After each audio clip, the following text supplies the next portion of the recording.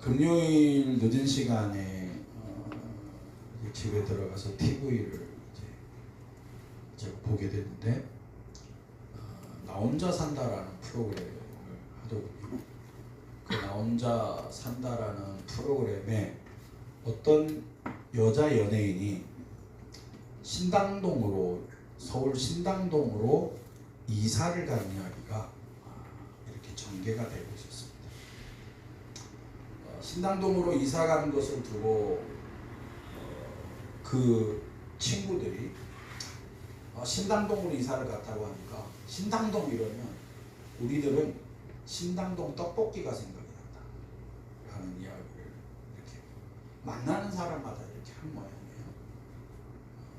신당동 하면 떡볶이가 생각나는 거죠. 오늘 우리가 읽은 본문이 달란트의 비유잖아요. 달란트의 비유 이 본문을 읽으면 웬만한 주일학교 출신인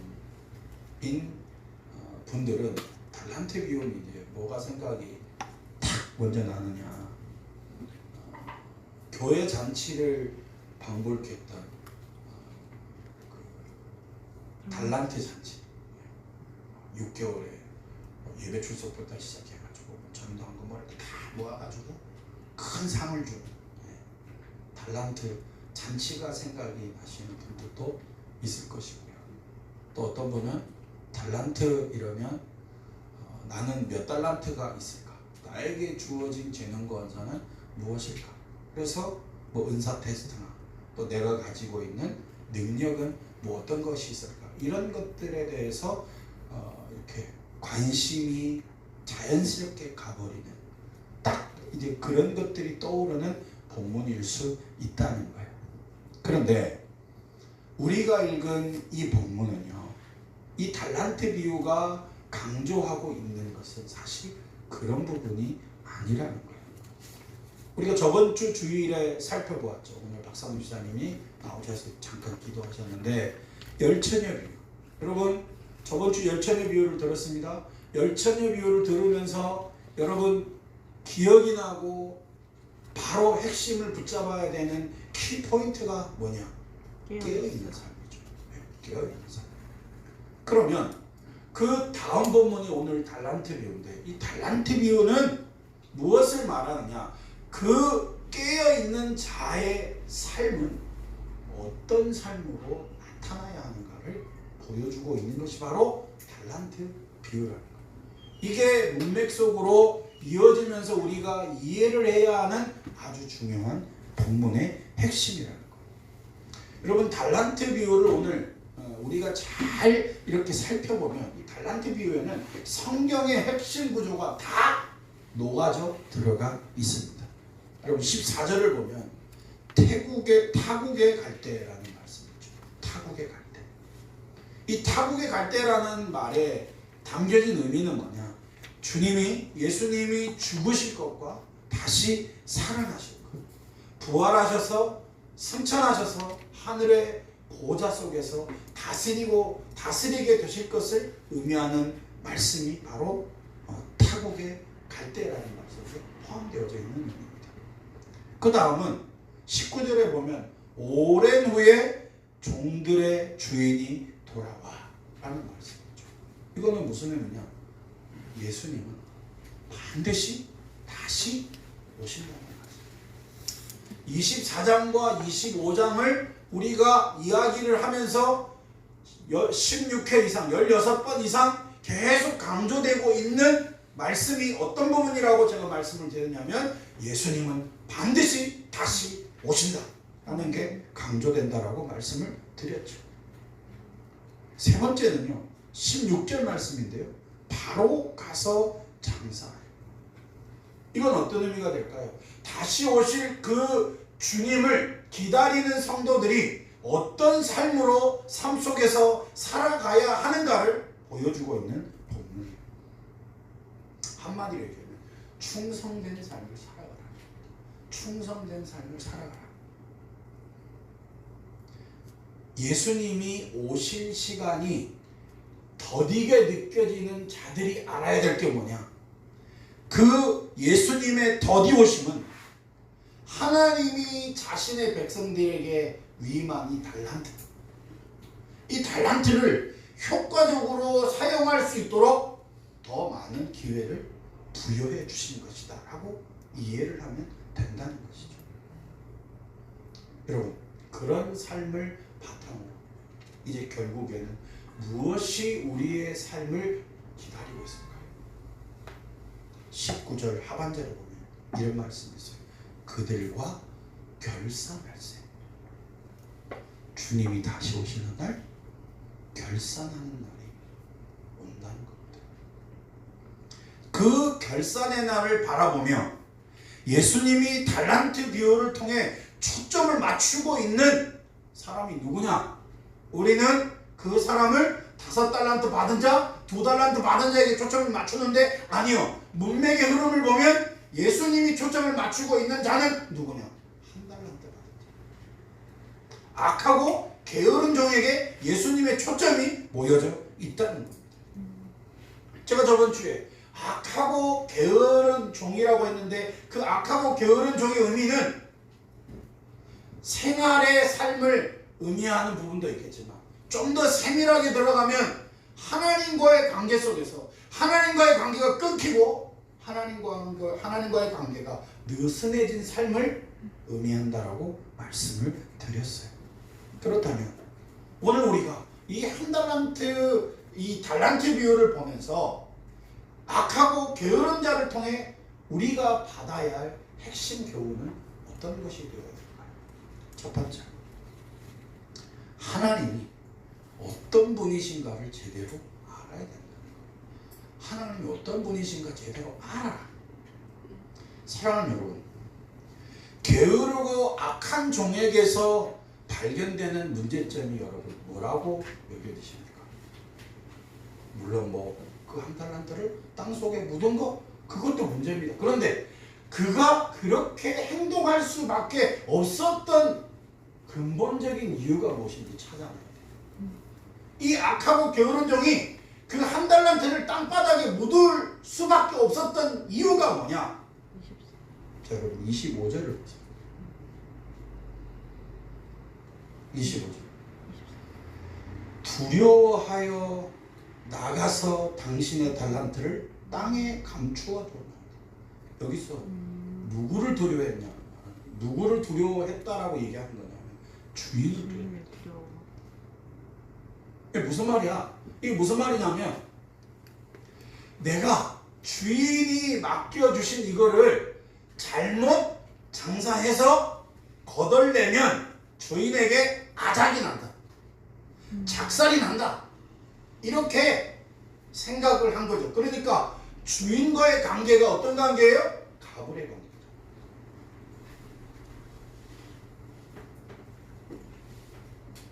지금 회사 구조로 얘기하면 여러분들 가서 하는 직장 구조로 얘기하면 진상을 부리는 힘으로 모든 것을 제압해버리는 갑질하는 그런 사람으로 주인을 이 종이 인식을 했었다는 거죠. 그런데 여러분 이 주인이 이 종이 1달란트 받았던 이 종이 오해한 부분이 뭐냐? 그 주인이 어떤 분인가를 잘 모르는 거죠. 마태복음 전체에서 이 주인이 누구인지를 분명하게 말씀해주고 있는 부분이 있습니다. 20장 28절. 자, 띄워집니까? 마태복음 20장 28절. 자, 같이 읽어요. 시작. 인자가 온 것은 섬김을 받으려 함이 아니라 도리어 섬기려 하고 자기 목숨을 다른 사람의 대속물로 주려 함이니라. 여러분, 악하고 게으른 종이 오해하고 있었던 게 뭐예요? 자기 목숨을 대속물로 내어주기까지 자기 자신을 사랑한 그 주인을 뭐로 파악해버린 거예요? 가불의 관계로 파악을 하면서 살아가고 있었던 거죠. 악덕 주인 사단의 포로가 되어서 정말 운명과 저주에 사로잡혀서 살아가고 있는 그 자를 위해 자기 자신의 모든 것을 내어버린 섬김의 그 주님, 사랑의 그 주님을 이 한 달란트 받았던 사람은 만나지 못했고 경험하지 못했고 알지 못했던 거예요. 사랑합니다. 왜 그리스도인의 삶이 변하지 않을까? 저는 목회를 하면서 늘 이 문제가 저의 고민입니다. 분명히 이야기를 하면 말로는 신앙생활을 좀 하고 말로는 하나님 사랑하고 막 보면 막 뜨거운 것 같고, 그런데 삶을 보면 삶이 변하지 않는 거죠. 왜 그러느냐? 하나님 사랑에 설복이 되어서 그 인격에 제대로 항복되는 삶이 경험되어지지 못했기 때문입니다. 여러분, 사랑에 사로잡히면 변하잖아요. 가장 강력한 변화는 상대방이 나를 진짜 사랑한다는 걸 알면 말도 표정도 행동도 바뀌게 되어 있어요. 그런 것처럼 우리가 신앙생활 하면서 하나님의 사랑에 제대로 빠지고 그 하나님과 사랑의 사귐을 사귀기 시작하면 그 하나님이 나를 얼마나 사랑하시는지 경험하게 되고, 그 하나님이 얼마나 나의 삶을 책임져 주고 계시는지, 그 하나님이 얼마나 내 삶을 인도하고 계시는지 경험하기 시작하면 그 하나님 때문에 살아갈 용기가 생기고요, 살아갈 소망이 생기고요, 한 발자국 우리가 믿음의 발걸음을 내디딜 수 있는 축복이 우리의 삶에 일어나게 되는 것입니다. 성경은 그런 사랑을 제대로 경험하지 못하고 그런 사랑에 대해서 무관심한 사람을 뭐라고 부르느냐? 게으르다. 게으르다. 여러분, 하나님의 사랑에 설복이 되어지면 그 사람의 삶은 바뀝니다. 절로 바뀌어요. 하나님이 그것을 기대하고 계시는 거죠. 여러분, 게으르다는 말 속에 이게 어떤 의미가 담겨져 있는지 제가 이렇게 살펴보니까, 게으르다는 이 말은요, 무엇인가 기대를 해서 그것이 제대로 되기를 원하는데 제대로 되지 못하는 것을 아쉬워하는 그런 마음, 이게 게으르다는 말. 무엇인가 그 사람이 기대하는 게 있는 거예요. 근데 그 사람이 그 기대한 것을 못 살아내는 거예요. 충분히 살아낼 수 있는데 그렇게 살아내지 못하니까 아쉬워. 그 상태가 그런 말의 의미가 담겨져 있는 게 게으르다는 말에 나타난 의미랍니다. 자, 여러분, 하나님의 사랑이 설복되어지면 어떻게 된다고요? 삶은 자연스럽게 바뀌어요. 성경에서 그런 것들을 이야기해주고 있는 말씀이 너무나 많습니다. 제가 다 얘기할 수 있지만 두 가지 말씀만 얘기해 볼까요? 이런 말씀, 나를 따라오너라. 내가 너희로 사람을 낳는 어부가 되게 하리라 하십니다. 너희들이 사람 낳는 어부 해가 아니고 너희가 나를 따라오는 인격적인 관계가 되면 사람을 낳는 어부가 되는 거예요. 하나님이 되게 하시는 축복이 일어나게 돼요. 우리가 잘 아는 말씀, 사도행전 8절 1장 8절, 오직 성령이 너희에게 임하시면 너희가 권능을 받고 예루살렘과 온 유대와 사마리아 땅 끝까지 내 증인이 되리라. 할렐루야. 아멘. 사랑하면 되어지는 역사가 일어나게 되는 것입니다. 이게 은혜고요, 이게 성령입니다. 그렇다면 우리가 오늘 이 달란트 비유를 받으면서 우리가 기억해야 할 핵심 교훈이 어떤 것이냐? 예수님이 제자들에게 물으셨죠. 너희는 나를 누구라? 너희는 나를 누구라고 하느냐고 물으시는 주님 앞에 우리의 삶에서 나오는 신앙 고백이 우리에게 필요한 것입니다. 그렇기 위해서 창세기에서부터 피 흘려 죽으시는 예수, 우리가 바라보고 응시하고 인격적인 은혜 속에서 감동되어지고 항복하는 역사가 일어나야 하는 것입니다. 레위기에서 울려 퍼지는 수많은 양들이 죽어지는 그 사건은요, 예수님이 나를 위해 죽으실 것을 계속 반복적으로 말씀해주고 있는 본문입니다. 왜 예수님이 나를 위해 죽으셔야만 했는가? 로마서 5장 8절, 우리가 아직 죄인 되었을 때 하나님께서 우리를 사랑하심으로 그 확증을 그리스도의 십자가를 통해 보여주신 것입니다. 레위기에서도 우리가 만나야 되고 경험해야 되는 분이 누구냐? 나를 사랑하시되 끝까지 사랑하시는 그 주님을 우리가 경험해 나가야 하는 것입니다. 아멘. 이사야 말씀을 여러분 보시면 후반기는 회복에 대한 말씀이 막 온 군데 퍼져 있어요. 막. 피가 낭장을 흐르는 것처럼 그 피가 묻은 것은 손바닥을 만지면 손바닥에 상처가 막 났고, 내 눈에 내 얼굴에 상처가 있으면 뭐 레이저피를 할 거 없고 얼굴 갖다 대면 얼굴이 선명하게 치유되어지는 것처럼 그 이사야 후반부, 이사야서 후반부를 넘어가면 모든 것이 예수 예수 예수 예수, 그 예수로 받은 증거가 많은 너희들이 되길 원한다라는 그 의미심장한 영적 교훈이 막 감추되어 있어요. 그분과 시선을 마주쳐요. 그분의 마음을 읽어낼 수 있어야 돼요. 그분의 사랑하는 마음이 내 영혼 속에서 메아리쳐 올리는 역사가 일어나야 한다는 것입니다. 그런 사랑의 체험이 일어나기 시작할 때 우리는 비로소 충성할 수 있게 되는 것입니다. 사랑하는 여러분, 나에게 이런 질문을 한번 던져봅시다. 나는 게으른 종으로 살아가고 있지는 않은가? 하나님이 기대하시는 삶을 나의 삶으로 제대로 담아내지 못하고 있다면 우리는 겸손하게 하나님의 영광에 비치는 나를 덮치도록 삼아야 됩니다. 어떻게 해요? 말씀을 읽으면서, 어떻게 해요? 말씀을 들으면서, 어떻게 해요? 큐티를 하면서. 큐티는요, 번제단 위에 나를 올려놓는 작업이에요.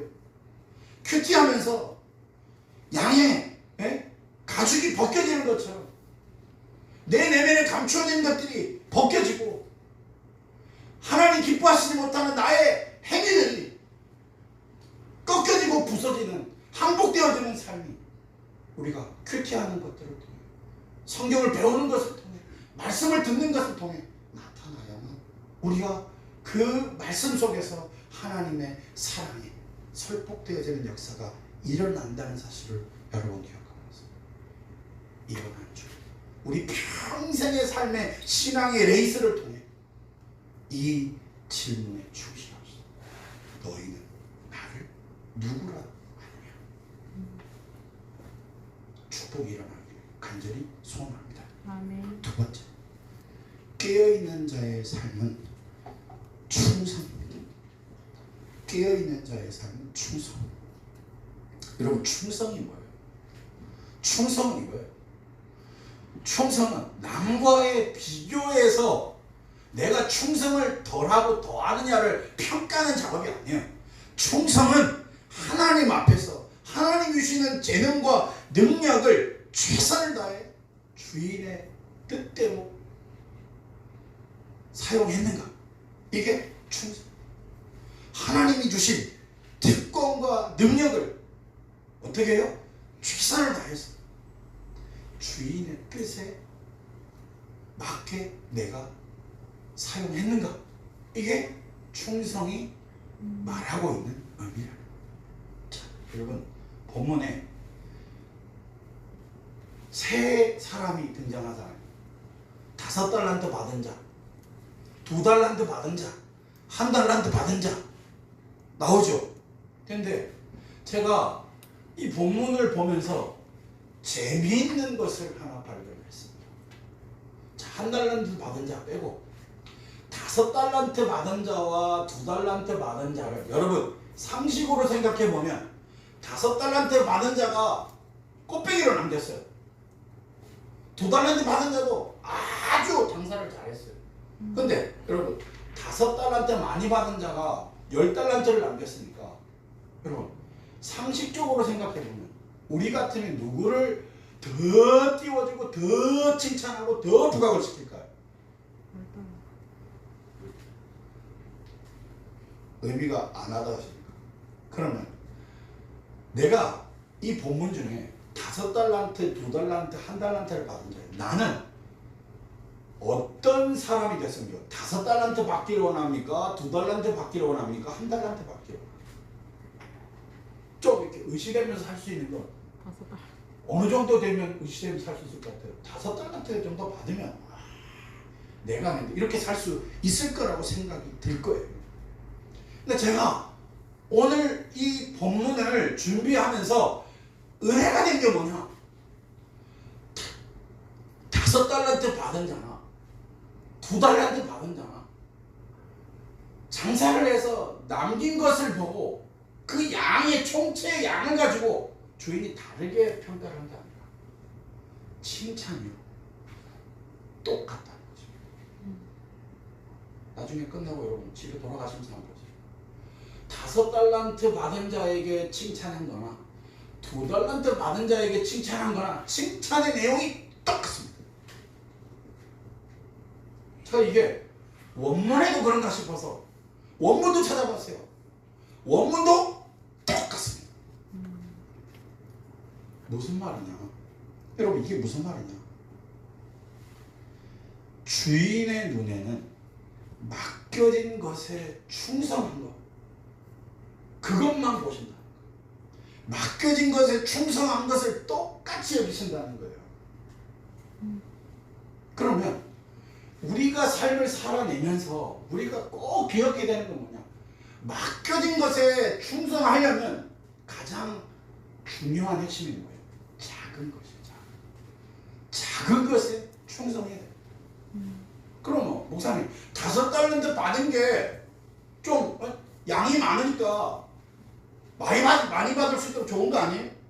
물론 그렇게 물질적인 논리로 생각을 할 수도 있겠죠. 그런데 오늘 본문에 나오는 이 달란트를 유대인의 관점에서 이해를 하면 이 달란트가 담겨진 의미가 이런 거구나라는 걸 알 수가 있어요. 달란트가 우리나라 돈으로 환원을 하면 이렇게 좀 이렇게 와닿아요. 환원을 하면 여러분 어느 정도 되는 줄 아십니까? 이 달란트, 1달란트가 이 1달란트의 가치는요. 지금 우리나라 돈으로 계산을 하면 연봉 20년치. 아무도 안 못해요. 연봉 20년. 예를 들면 내가 연봉이 1년 3천이다. 3천이다. 그러면 20년이 얼마예요? 6억. 빨리 6억. 이과계열 주식 6억. 6억입니까? 6억. 연봉이 5천이다. 10. 얼마예요? 10억. 네, 10억. 1달란트 받은 자가 5천으로 계산을 하면 10억이 되는 거예요. 근데 5달란트 받은 자고 얘기하면 좀 많이 나가죠. 그럼 얼마가 되는 거예요? 50억. 허블나게 크죠. 그러니까 여러분 오늘 이 본문 속에서 작은 것이 맡겨졌다고 해서 그것을 작은 것으로 여기면 안 된다는 거예요. 그 당시에 1달란트의 가치가 그런 거였다는 것, 그만큼이었다는 것 무엇을 의미하느냐? 하나님의 자녀됨의 특권이 크고 또 크고 더 크다. 이거를 말씀해주고 있는 거죠. 하나님이 특권을 맡기시고 크고 다 같이 크고 또 크고 또 크고 아주 크고 아주 크고 그 특권만 그냥 맡기신 게 아니라 그 특권을 맡기실 때 세트를 주신 게 있어요. 그게 뭐냐? 능력이에요. 능력도 부어주시는 거예요. 그 안에는 시간도 포함돼요, 재능도 포함돼요, 은사도 포함돼요, 열정도 포함돼요, 개성도 포함돼요, 경험도 포함되고 태도도 포함되고 물질적 자원도 모두 포함이 된다는 거예요. 그러니까 여러분, 우리가 늘 확신해야 되는 건 뭐냐? 내가 하나님의 자녀로 부름받았다. 내가 하나님의 자녀가 됐다. 우리에게는 뭐가 있다? 특권이 있어요. 근데 특권만 있는 게 아니라 그 특권을 감당할 수 있는 뭐도 주신다? 능력도 주신다. 주님은요, 우리를 너무나 잘 아십니다. 우리가 섬길 수 있는 분량이 얼마인지 하나님은 너무나 잘 알고 있습니다. 그런데요, 만약에 나한테 내가 능력이 1밖에 안 되는데 이 사람에게 3이 맡겨졌다. 그건 뭔 줄 아십니까? 재앙입니다. 저주예요. 대통령이 되지 말아야 될 사람이 많이 대통령이 된다. 그건 나의 저주입니다. 리더가 되지 말아야 될 사람이 리더가 됐다. 그건 그 공동체는 저주예요. 폭망사건입니다. 폭망사건. 그러니까 여러분, 능력과 은혜를 하찮게 여기지 말고 뭐에 충성해야 된다? 작은 거에 충성. 지금 그냥 작은 게 주어졌다고 해서 여러분 그 작은 것 주어진 거 갖고 막 툴툴거리지 말고 그 작은 것을 충실하게 하나님 앞에서 하는 거예요. 하나님의 뜻대로, 하나님이 주신 가치관대로, 하나님이 주신 능력대로. 지금 내가 하나님이 나한테 이 형편을 주셨다. 이 형편 주신 건 감당할 수 있기 때문에 주신 거예요. 내 모습, 지금 이 모습, 내 모습이 지금 이 모습인데 지금 이 모습 속에서 작은 것에 충실하면 하나님이 큰 거 한 사람보다 차별하지 않으시고 똑같이 나를 칭찬하시고 인정해 주신다. 오늘 주인이 축복하는 것을 보세요. 작은 것에 충성하였으니 내가 너한테 뭐 하겠다고요? 많은 것을 받겠다. 작은 것에 충성하면 하나님이 용량을 자꾸 넓혀가십니다. 그래서 큰 것을 감당하게 하시는 축복이 일어나게 된다는 거예요. 그러려면 여러분 뭐가 돼요?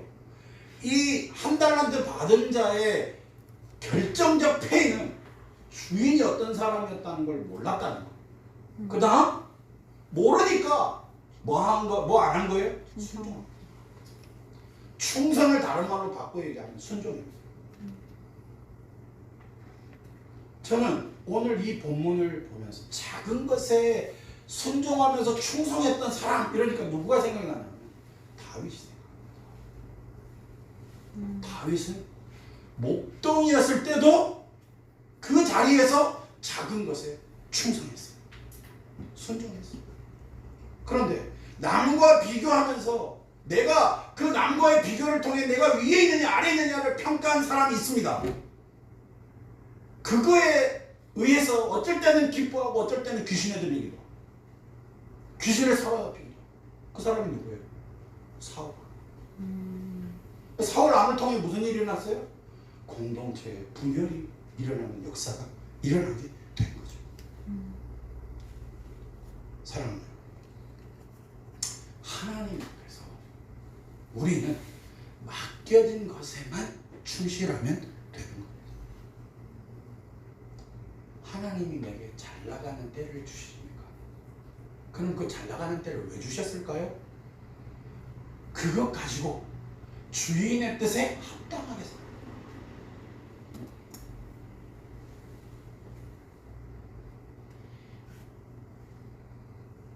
하나님이 다른 사람이 경험하지 못하는 삶을 내가 경험하도록 허락해 주셨습니다. 그 경험 왜 주셨을까요? 그것 가지고 하나님의 뜻에 맞게 충성하라. 아멘.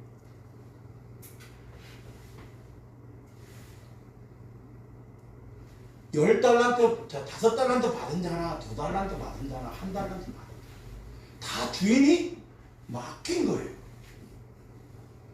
그 맡긴 것에 감사하면서 충성하고 순종한 거죠. 그런데 우리는 내가 가진 것을 내 것이라고 착각하면서 살아갑니다. 절대 그 삶의 작은 것에 충성하지 않으면 하나님이 큰 것을 맡기시지 않습니다. 하나님이 쓰시는 사람들의 공통적인 특성을 성경에서 찾아보고 지금 이 시대 속에 쓰이지 않는 사람들의 삶을 여러분 추적해보면 원리가 똑같아요. 작은 것에 충성하면 하나님이 큰 것으로 맡기십니다. 작은 것 맡겼는데 그걸 가지고 장난치고 하나님이 작은 것 맡기셨는데 그거 가지고 월권하면 안 돼요. 하나님이 작은 것 맡기셨는데 그거 가비에 그건 충성하는 사람이야. 하나님이 그 작은 것에 충성하며 살아가면 하나님 그 사람에게 주시는 축복이 있어요. 그게 뭐냐? 기쁨입니다. 기쁨. 오늘 본문에 그 말씀이 나와요. 기쁨. 영원한 기쁨에 참여하는. 그리고 내가 무엇인가를 이루어내면 그 성과 의식을 통해서 내 마음에 뭐가 찾아옵니까? 기쁨이죠. 그런 것처럼 우리가 하나님의 말씀 앞에 충성하면서 살아가면 작은 것이라도 그 작은 것을 통해 하나님이 우리 영혼 속에 부어주시는 축복이 뭐냐? 기쁨이에요. 그 기쁨이 자꾸 쌓이면요. 그 기쁨이요. 큰 거를 이겨내요. 내 삶의 고난, 내 삶의 환난, 내 삶의 핍박, 내 삶의 좌절, 내 삶의 재앙 무너질 것 같은데 하나님이 내 안에 주신 기쁨이 나를 끌어가는 거예요. 이걸 은혜라고 부릅니다. 사랑하는 여러분, 주님이 주신 기쁨이 우리의 삶을 도배하기를 주님의 이름으로 축복합니다. 아멘. 주님이 주시는 그 기쁨이 은혜가 우리의 삶 속에 머리부터 발끝까지 충만하기를 주님의 이름으로 축복합니다. 내가 가는 곳에 주님이 주시는 기쁨이 다른 사람에게도 전염되어지는 축복이 일어나기를 주님의 이름으로 간절히 축복합니다. 아멘. 달란트 비유는 우리에게 두 가지를 가르쳐 줍니다. 하나님이 어떤 분이신가를 제대로 알아야 된다. 그거를 알면 우리의 삶 속에 맺어지는 열매는 충성이라는 것. 우리가 아멘. 기억하면서 이번 한 주 그렇게 살아가는 저와 여러분이 되어주시기를 주님의 이름으로 축복합니다.